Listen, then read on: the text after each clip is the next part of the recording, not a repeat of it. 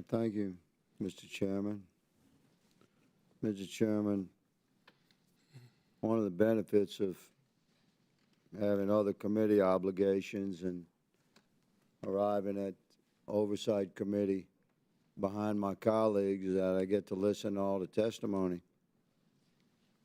Mr. Chairman, this is Social Security for 1 hour, 28 minutes, 25 seconds. Phone number 800-772-1213. It's a number for Social Security. This is what our elders have to listen to. These are our elders, my man. Yes, sir. The reason they're calling, when I have a question for you, I'll ask it. That's the way this works. The reason our elders call for help is because they need help. Not because they want to listen to elevator music. They want to talk to a human being. The first 5 minutes of this on hold for an hour and a half, Mr. Chairman, was instructions to get to various websites, which our elders have difficulty doing. I have difficulty doing it. Our elders frequently confused and alone, scared. They don't have like laptops and apps and things. They have a telephone. They want to talk to a human being. But wait, they have a local Social Security office they could go to, right? That's a historical model. No. I give you Exhibit B. This is from your website, or was, before you ran for DNC and retired in November after negotiating this deal that you think ties the hands of the incoming executive. But we're going to defeat that in Article 3. I'll go and get into that in a minute. But from the website, listen to this, America. Pay attention to what's happening to our elders. If you need in-person help, you must first make an appointment. Now you make the appointment on the telephone. You know who answers the phone? Nobody. This is a greatly efficient Social Security Administration.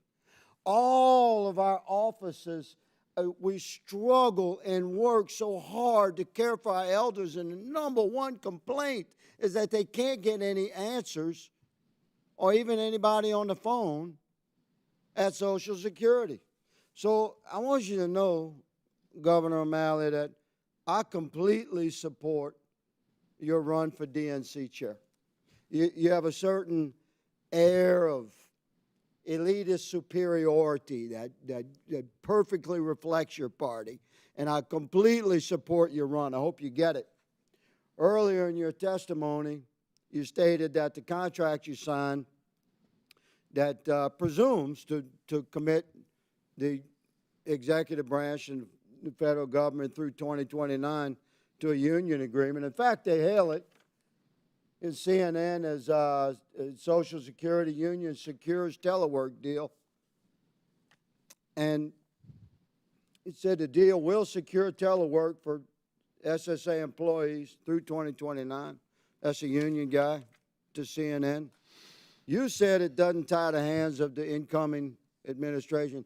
I happen to agree with you, Governor, but that's because the founders were wise enough to divide the powers of our government. And we're going to defeat the contract you signed in Article 3. Watch us do it.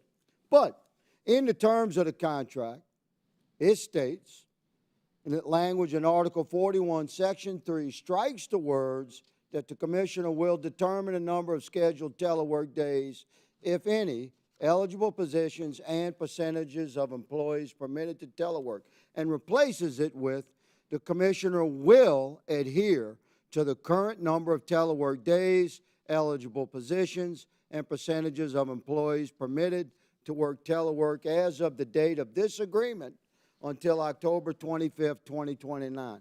But by some measure, you say, yeah, that doesn't tie the hands of the incoming administration. That was your testimony about an hour and a half ago before I got on hold with Social Security. That never answered.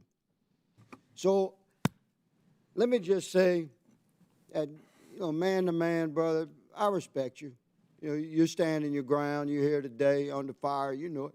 And I appreciate that. So man to man, you and I can probably get along pretty good. But it's a mischaracterization of our position, Mr. Chairman, Mr. Ranking Member, to say that we have a problem, that Republican conservatives and fiscal hawks like me have a problem with the federal employees. We have a problem with federal employees failing to perform. And we associate the failure to perform with realities that we face. You want to talk to us in person, get an appointment. You want to get an appointment, make a phone call, we don't answer the phone. That failure to perform is the issue, Mr. Chairman, Mr. Ranking Member. That's our issue with the federal government employees. And we associate it with not showing up for work through telework. So let me say that those federal employees that do not show up for work, they're going to get fired. Mr. Chairman, I would I yield. Chair.